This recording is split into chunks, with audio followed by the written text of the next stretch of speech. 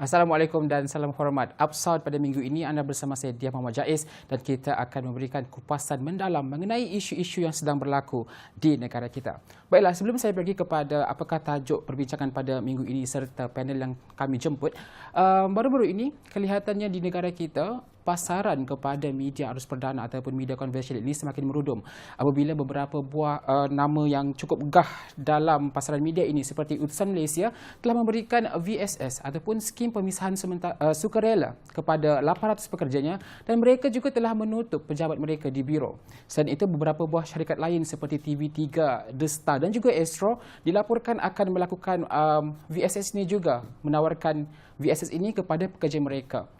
Jika kita lihat pelbagai sebab boleh menjadikan bagaimana perkara ini berlaku kepada syarikat-syarikat ini. Tetapi kita bukannya ingin membincangkan masalah dalaman yang berlaku kepada mereka, tetapi kita ingin membincangkan mengenai apakah faktor yang menyebabkan masyarakat kini tidak lagi bergantung sepenuhnya kepada media arus perdana ini ataupun media konvensional. Salah satu sebabnya adalah kerana kita kini berada di zaman moden yang mana masyarakat lebih memilih untuk mendapatkan maklumat mereka daripada media elektronik. Dan dalam media elektronik ini juga wujudnya media sosial. Yang mana kini media sosial ini juga berperanan bukan sahaja untuk masyarakat bersosial, malah untuk mendapatkan maklumat serta berita-berita terkini yang sedang berlaku dalam negara maupun di luar negara. Dan pada hari ini dari Upsound kita menjemput seorang nama yang cukup mempunyai pengalaman yang luas dalam bidang media sosial ini, iaitu Encik Hamzi Hambali daripada rotikaya.com. Apa khabar Encik Hamzi? Baik, khabar baik. Okay. Terima kasih kerana sudi bersama dengan Upsound. Dan mengenai isu ini, kenapa ketika ini masyarakat di Malaysia ini dilihat lebih memilih untuk mendapatkan sumber berita mereka daripada laman media sosial ini? Satu, sebab ianya mudah. So, sekarang ni sebab 2018 kita semua dah ada banyak handphone, teknologi yang boleh dibawa ke mana-mana. Sedangkan kalau di office ke, di mana-mana ke, orang akan handphone adalah seperti sebuah nyawa. So di situlah anda mendapatkan maklumat, video-video yang menarik sebab benda ni menghantui masyarakat kan. So maksudnya kalau kita ke mana-mana, okey, macam contoh dulu kalau kita tertinggal handphone, okey tak apa, just leave it. But now sekarang kalau kita ada tak tertinggal handphone je, kita mesti nak nak balik rumah ambil confirm. Alright. So satu sebabnya kerana ia adalah mudah dan boleh dibawa ke mana-mana. Mudah jika dibandingkan dengan media arus perdana ni yang bergantung kepada surat khabar dan juga mungkin daripada TV. Tetapi saya nak bertanya ketika ini, kalau kita lihat sumber-sumber yang disiarkan di dalam media sosial ini, kadang-kadang dia mengambil daripada sumber yang dihasilkan oleh media arus perdana ini. Jadi bukankah ini satu tindakan yang dilihat mempunyai unsur plagiat kerana mengambil sumber daripada tempat lain untuk dipaparkan di dalam media sosial mereka? Okey, depends sebab ada yang ambil kredit. Okey. Dia kenapa orang lagi pilih kepada media sosial daripada arus perdana? Kerana ayat dia. Satunya dia punya cara penulisan dia lebih bersahaja dan tidak membosankan. Maafkan saya. Tapi kalau macam saya pun, kalau macam kita semua, kita mesti nak cerita-cerita yang penulisan dia singkat dan senang difaham. Dan ada we have the assignment to read the news lah. Tapi pernahkah ada isu yang macam menunjukkan bahawa ada pihak daripada media konvensional ini yang seakan-akan tidak berpuas hati apabila media sosial ini mengambil bahan mereka? Ya, memang ada pun. Okay, memang ada yang pihak arus perdana yang tidak berpuas hati dengan media sosial. So, sebab mereka jalankan news yang sebenar, tapi bila dah sampai ke media sosial dia dah jadi fake news. Alright, tapi dia tiada sekatan, tiada apa-apa tindakan yang dibuat oleh arus perdana tak educate orang, memberitahu bahawa itu adalah fake news. So macam kita tengok dekat Twitter, kita tengok dekat macam-macam Twitter news, Facebook, kita just baca dan kita terus orang masyarakat terus percaya je dengan benda tu. Am I right tak? Macam kita sendiri pun macam kita tengok aku rasa betul lah benda ni dah, and then they start gossip. Kadang dia baca headline saja. Sebab headline. So sebab sekarang ni pun kalau tengok arus perdana pun dia ada dia punya online platform sendiri. Dia have berita harian online, dia have M-Star. Tetapi mengapa dia jadi begitu kan?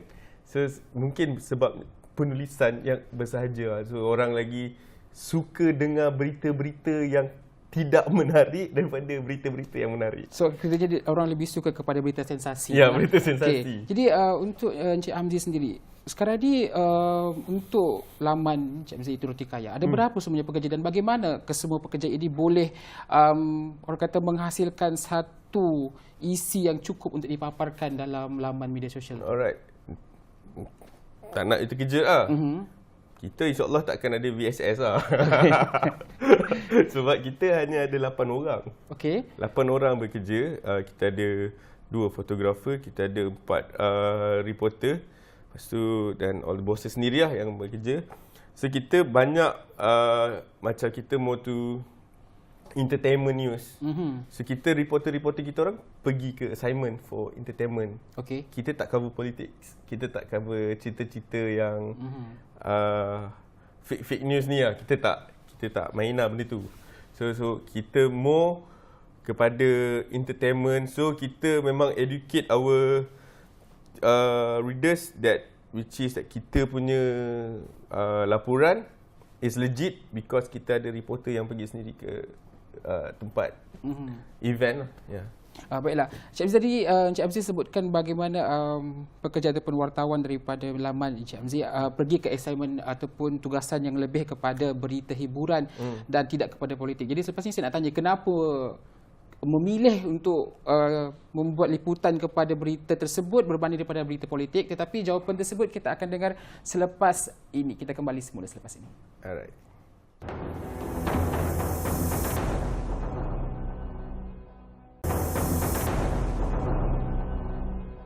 Okey, Operation Roti Kaya, kita akan pastikan kita punya pekerja lah, kita punya reporter, dia akan upload each story or gambar setiap 1 jam.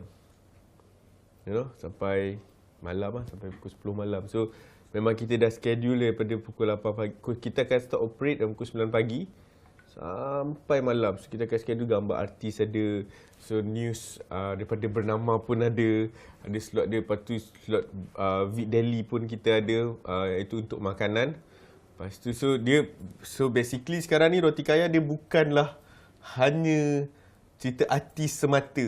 Ni macam ni, kita akan ambil news pada Bernama TV. Cerita pasal bola. So kita sekarang nak educate orang yang Roti Kaya ni bukan hanya untuk entertainment saja, tetapi kita ada bagi news, berita-berita semasa terkini. Sebab why we choose Bernama, sebab kita nak elakkan fake news. Kita tak nak ada fake news lagi dah. You know, sebab kita nak gunakan kapasiti Roti Kaya yang followers yang ramai ni.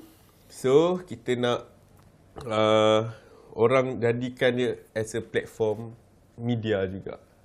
Ya, selain daripada artis. Okey, sambutan untuk ni alhamdulillah agak menggalakkan. So sekali news, kalau kita naik cerita cerita macam bola 87,000. So ada yang 100,000 je. Ni dah masuk komen. Padam.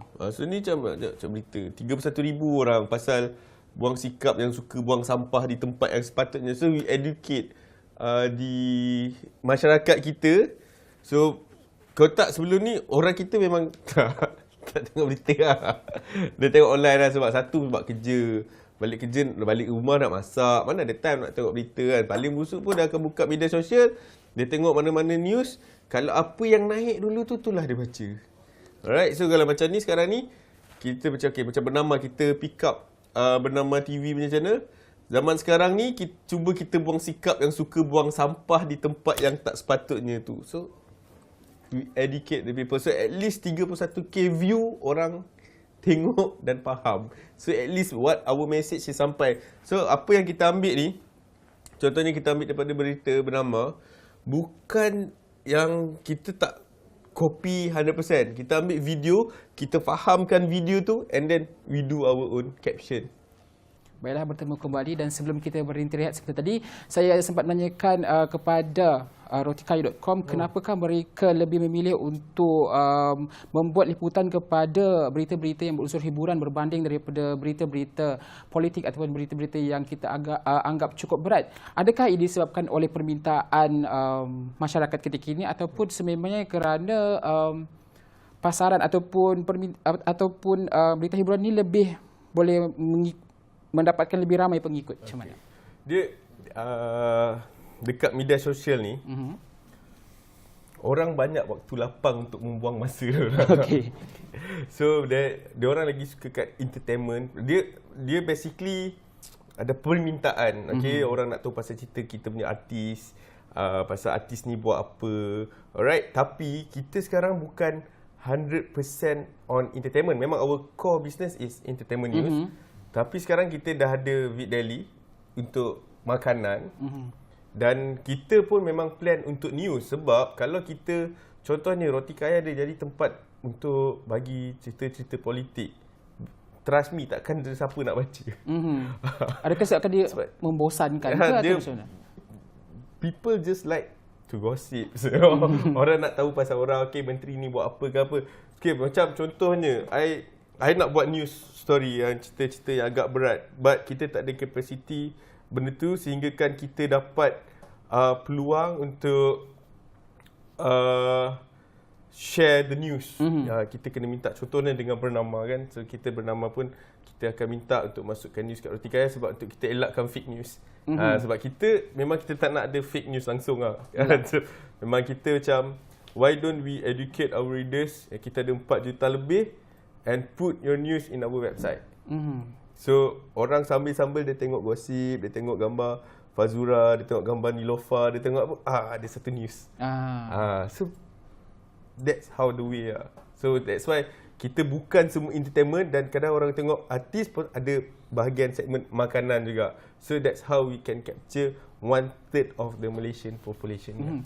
Baik, tadi Cik Amzi ada menyebut mengenai fake news. Jika kita lihat kebanyakan laman di media sosial ini, kadang berita yang mereka siarkan ni, dia tidak, kadang ada yang berunsur sensasi semata-mata. Ada juga fake news, berita yang tidak benar. Dan jika dibandingkan dengan media konvensional ni ataupun media perdana, kita tahu bahawa penghasilan sebuah berita itu daripada wartawan kemudian kepada editor dan kemudian disiarkan, menjadikan kredibiliti sesuatu berita itu lebih tinggi jika dibandingkan dengan kredibiliti berita yang disiarkan dalam laman media sosial. Tetapi kenapa ketika ini masih lagi masyarakat kita ni memilih untuk percaya kepada berita-berita yang disiarkan di media sosial berbanding dengan berita yang disiarkan di media arus perdana? Dia macam ni, you pergi assignment, wartawan ambil news, lepas tu dia ke editor. Lepas dia ke editor, baru dia akan paparkan, lepas tu dia nak kena tunggu besok. Tapi di media sosial, dia dengar, dia terus fikir, dia terus type. So dia terus upload and orang terus boleh baca. Tapi dia kan tidak menyeluruh. Berita itu kadang berita itu tergantung di situ dan dia boleh juga memberikan satu pandangan yang berbeza kepada masyarakat sebab berita itu tergantung. Jadi, tapi sebab lambat, orang nak baca dulu, orang akan percaya ke that news. Tapi sejauh dia simple lah. You sendiri, you ada Twitter, you ada Instagram. You ada percaya tak benda tu? depends on apa yang saya Depends baca. on Ya, ada. betul. Tapi bila you tengok dekat orang baca, lepas tu orang dah terus nak komen. Kita kan banyak the best keyboard warrior is in Malaysia lah. Betul. So kita terus akan nak komen, nak jadi the best, nak jadi hero, nak sampaikan news dulu. Bila dah keluar ni, besok baru keluar the real news. The real news. Ya, so dah terlambat lah. Dah terlambat. Tapi bagaimana cara untuk kita nak educate kita punya masyarakat ni supaya sesuatu isu itu sebenarnya dia ada isu lagi mendalam, tapi kita kena kaji sendiri. Bukannya sahaja percaya kepada apa yang kita baca di headlines macam mana dan apa yang kita dia lah di media sosial. Macam kita orang, kami lagi suka macam I personally, news I suka baca dekat apps. You can study dailymail.uk kan. Dekat dia punya story, dia punya bagaimana dia buat berita, it's only on the short form je. Sebab dekat media sosial ni, trust me lah, kita tak ada masa nak baca panjang-panjang punya story. Kita lagi suka short form punya story, and kita nak berita yang senang dan faham. Yelah, ringkas dan senang difahami oleh masyarakat. Baiklah, kita akan tanya beberapa soalan lagi selepas ini. Kita berhenti rehat, kembali bersama dengan Upsound selepas ini.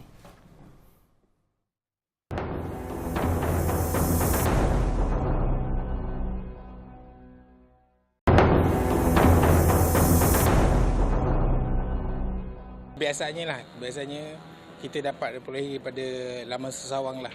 Internet lah. Daripada internet lah, media sosial dia, betul. Kalau macam paper abang ada beli tak? Paper buat masa sekarang ni mungkin kurang sikit lah. Tu zaman sekarang ni kan internet dah maju kan orang kata. So mudah dapat berita-berita terkini daripada internet lah. Pertama sekali kita tengok pada tajuk dia lah. Daripada tajuk tu. So tajuk tu yang memberi peranan lah. Saya dekat Facebook lah orang share semua artikel kan, sebab saya sendiri agak tiada masa untuk pergi ke like berita punya site portal gitu. Tengok TV pun jarang lah. Agak jarang lah tengok TV sebab bekerja. So ya. Kat mana buat akak tertarik untuk baca apa-apa news di media sosial? Media sosial sebab dekat kalau macam Facebook tu dekat homepage tu, kalau orang share ataupun like yang banyak share view tu, kita tengok headline dia lah. Selalunya kadang-kadang agak clickbait jugalah. So kadang-kadang kalau yang headline macam biasa, so macam tak klik lah.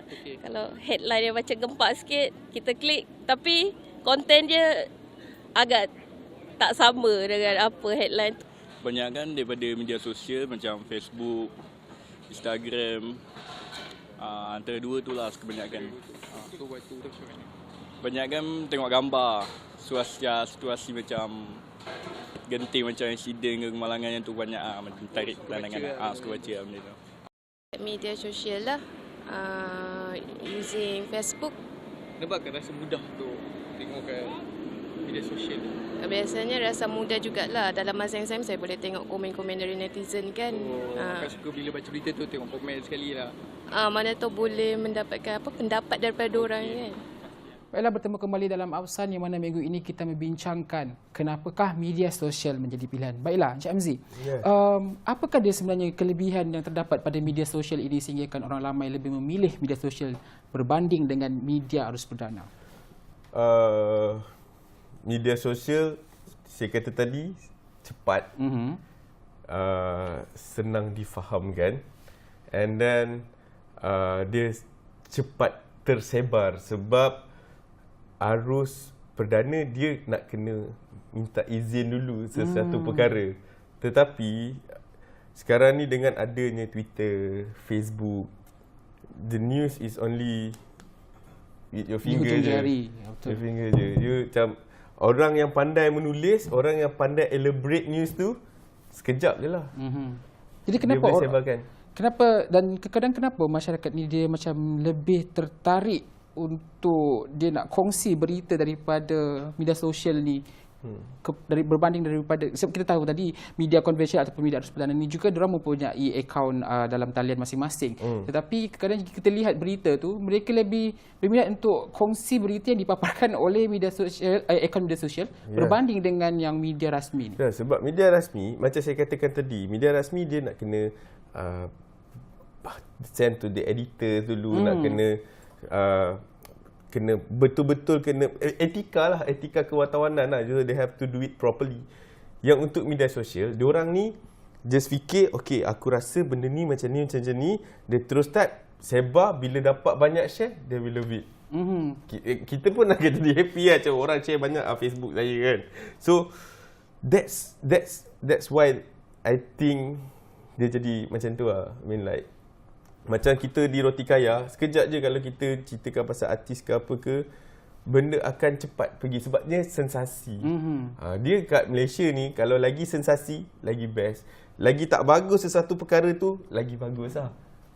Jika Encik Hamzi melihat kepada budaya masyarakat dalam negara kita ni, apa sebenarnya faktor yang membuatkan masyarakat Malaysia ni dia lebih nakkan kepada cerita sensasi dibandingkan dengan cerita yang lebih berat ni? Sebab satu perkara lah, nak cakap pun kita segan kan. Actually diorang tak ada kerja pun sebenarnya. So kan tak ada kerja jadi tak berita. Tak ada kerja lah. So kita nak buat apa, kita nak buat, aku nak cakap apa, aku punya pasal. Lagi-lagi pun dah hak bersuara kan. Betul. So orang boleh bagikan pendapat, orang boleh bagi, for me I don't like it lah.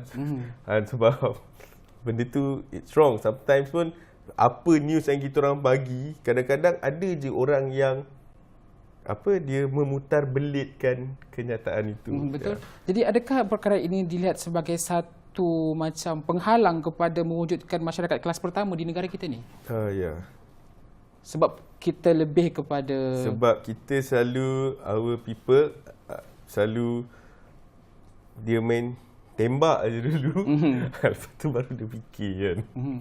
Baiklah, Encik Hamzi, mungkin Encik Hamzi boleh kongsikan apa yang mungkin boleh dilakukan oleh media arus perdana ataupun media konvensional ini untuk kekal bersaing dalam keadaan ketika ini? For me, I think the government should set some rule lah. Okay, maksudnya macam dia punya tata bahasa, dia punya penulisan have to be more casual. Sebab kita punya people, kita punya macam pembaca-pembaca Roti Kaya, diorang sukakan ayat kita yang bersahaja. Kita tak sukakan ayat yang too professional. Orang bosan benda tu. Tapi arus perdana pun actually dah boleh ke arah sana. But itu I tak tahulah, mungkin dia ada dia punya rule kan. So I mean like, you know, rakyat Malaysia dengar rule je, dia jawab.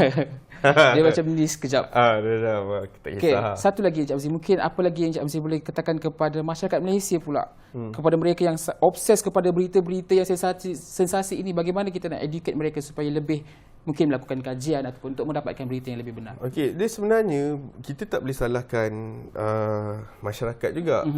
Because the arus perdana, like I said, the government have to do something about it. Maksudnya buat new rule yang memberikan apa-apa pun news kita adalah yang terawal. Contohnya macam utusan, macam berita harian, macam Roti Kaya ke, okay. I mean like, apa news sudah tak payah nak hantar ke editor dulu ke, nak hantar apa, just trust your reporter lah.